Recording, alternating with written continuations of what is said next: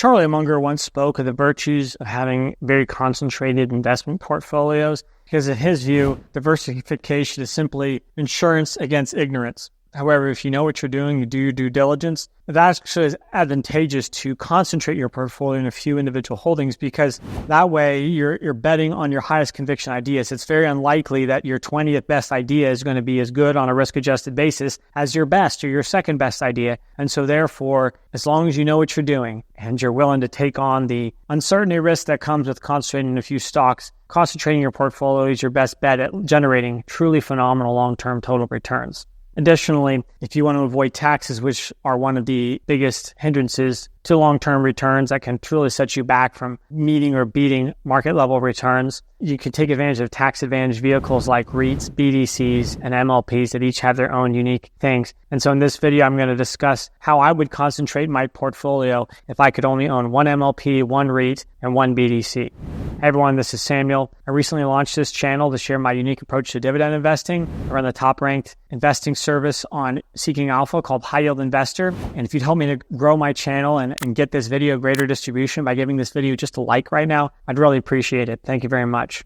Okay, so why are these three investment vehicles, MLPs, REITs, and BDCs, so useful for fighting taxes? Well, all three of them are considered pass-through entities, which means they don't have to pay corporate income tax to the IRS. Instead, they get to retain all their earnings as long as they pass them on to shareholders. And so in the case of BDCs, they have to pay out 90% of their taxable income to shareholders. Same with REITs. Now, REITs maybe they can get around it to some degree because they get accounting depreciation since they invest in real estate, which they can get depreciation on that, which reduces their taxable income, but they still have to pay out a significant amount in dividends every year. BDCs, since they primarily lend to other companies, almost all their income is in the form of interest. So they have to pay out pretty much 90% or more of their cash flow to shareholders as dividends in order to avoid having to pay corporate income taxes or some other penalty.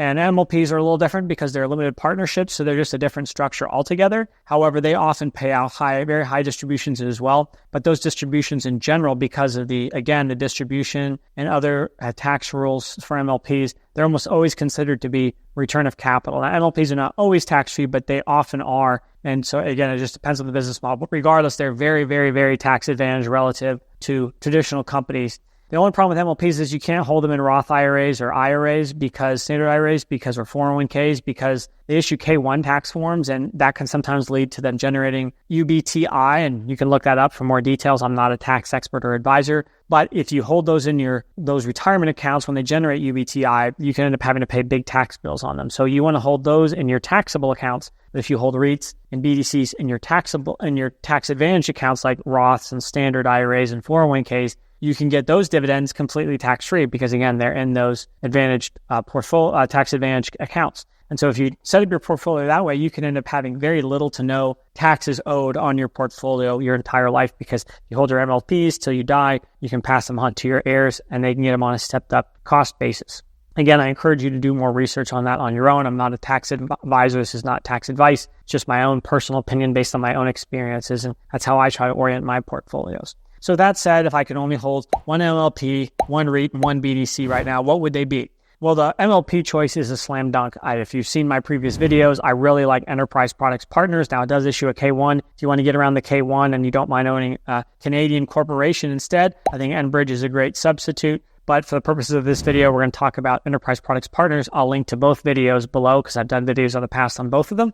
Enterprise Products Partners, why do I like it so much? Well, it has an over 7% distribution yield, so it gives you a very good income stream. That's covered about 1.7 times by distributable cash flow. So again, very secure, very well covered. They've grown it every single year for a quarter century, making it on par with dividend aristocrats. So a very dependable dividend growth or distribution growth machine. The distribution, again, like I mentioned, is tax advantage. So you've got that going for you. In recent years, they've been growing the distribution at around a 5% CAGR, which means that you're beating inflation with your growth of that distribution too. So your purchasing power is actually going to go up over time rather than decline due to inflation on that 7% yield in all likelihood. Additionally, they have very stable cash flows. They've generated over 10% returns on invested capital through all sorts of cycles, COVID, 2018 energy crash, you name it. They've continued to generate that double-digit annual return on invested capital, so very prudent capital allocators, very stable long-term cash flows from contracted assets. They have an A- credit rating, which is the best in the midstream sector, and they have a very low leverage ratio of just 3.0 times. Most of their debt is not due for over 30 years, and even the vast majority of it's not due for 10 years or more. Plenty of liquidity. They generate a lot of cash flow. So again, very, very strong balance sheet. They've got strong growth potential. They've got a very significant growth CapEx pipeline underway. And that's, again, fueling that strong distribution growth and should continue to do that for years to come. While continue to naturally bring down the leverage on their balance sheet, which should free up additional capacity for them to either grow the distribution faster, pay out a special distribution, a big acquisition, or even buy back a lot of units. Any of those should create a lot of value for unit holders. Again, the management is great. Insiders own about 1/3 of the partnership, so they're very well aligned with unit holders. And the long-term track record of the partnership is phenomenal. In addition to their great return on invested capital that I mentioned, they've crushed the stock market over the long term. So again, I cannot think of a better midstream investment to make, an MLP investment to make today if I only had to make one. Now, what about if I could only own one REIT, which one would that be? Well, I think it would be Mid-America Apartment Communities. Why is that? Well, because I do think that the economy is going to be in stagflation for the foreseeable future, which simply means that inflation is going to be slightly elevated, economic growth is going to be a little bit slower. And I also have a very bullish outlook for Sunbelt markets, and Mid-America Apartment Communities has the majority of its portfolio in between B- and A- class properties. And so it fits in that nice niche that should hold up pretty well during an economic downturn or even just a slow growth period. It's also heavily concentrated and increasingly heavily concentrated in Sunbelt markets. So I think that over the long term, as strong population growth occurs and migration to those markets, Mid-America Apartment Communities, multifamily complexes should thrive in that environment. Additionally, they have a very impressive long-term track record. They've consistently generated very high returns on invested capital for shareholders. They have beaten the market handily over the long term, both the broader REIT sector as well as their multifamily peers, as well as the S&P 500. They grow their dividend quite consistently. They have an over 4% dividend yield right now, along with expected mid to high single-digit annualized AFFO per share growth expected for the foreseeable future. So if you combine those two alone, you should get double-digit annualized total returns. And they also currently trade at a discount to their net asset value or their private market value, when historically they actually should trade in line or maybe even at a slight premium to their private market value. They have an A- credit rating with a lot of liquidity and low leverage. So again, they're built to withstand any kind of economic challenges that may come their way. Management has proven to be very prudent capital allocators, whether it be opportunistically buying back shares, investing in value-add projects or other development projects at high returns. They recycle capital opportunistically as well. And so they're the kind of company that if I could only hold one REIT, I could trust management to prudently steward my capital over the long term. Finally, what BDC would I own if I could only own one? Well, there are a lot of great blue chips out there like Main Street Capital, ARCC Capital Corporation, and Blackstone Secured Lending, many others that are quite attractive. But if I could only pick one right now, it would be Oaktree Specialty Lending. And why is that? Well, I have a high regard for Oaktree. It's headed up by Howard Marks, who's a legendary investor, arguably considered the Warren Buffett of credit and direct lending investing. He has a very impressive long-term track record at Oaktree, and he's instilled his approach, his philosophy throughout his organization. So anytime I can invest alongside one of his strategies at a discount to net asset value, count me in. And that's what you can currently do with Oaktree Specialty Lending, our ticker symbol OCSL. It trades at a slight discount to its net asset value, despite recently trading at a 10% premium to its net asset value. You get an investment grade balance sheet that's on the low end of its target leverage ratio range. So there's some good flexibility in the balance sheet. Their liquidity is about $1 billion, even though their enterprise value is only about $3 billion. So that's a very high liquidity level for such a relatively small company.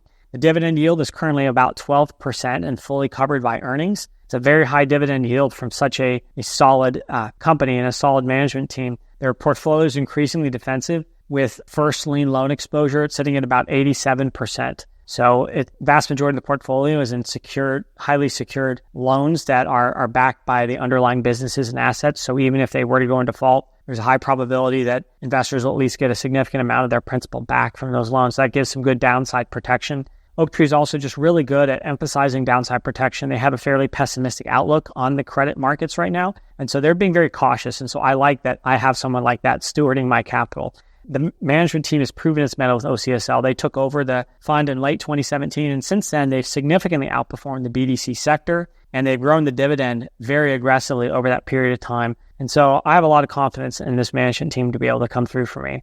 So for those reasons, I really like OCSL. So there you have it. If I could only hold 3 stocks right now and was focused on high yields along with tax advantage approach, I would hold 1 MLP, that would be Enterprise Products Partners, 1 REIT, that'd be Mid-America Apartment Communities, and 1 BDC, that'd be Oaktree Specialty Lending. Now, if you like this video, please follow my channel so you can get future content. I'm going to be delving into more MLPs, REITs, and BDCs that I like a lot more in future videos. And also, if you could please let me know in the comment section below what you liked about the video or maybe what you'd like to see next time. It'd be greatly appreciative. Thank you very much.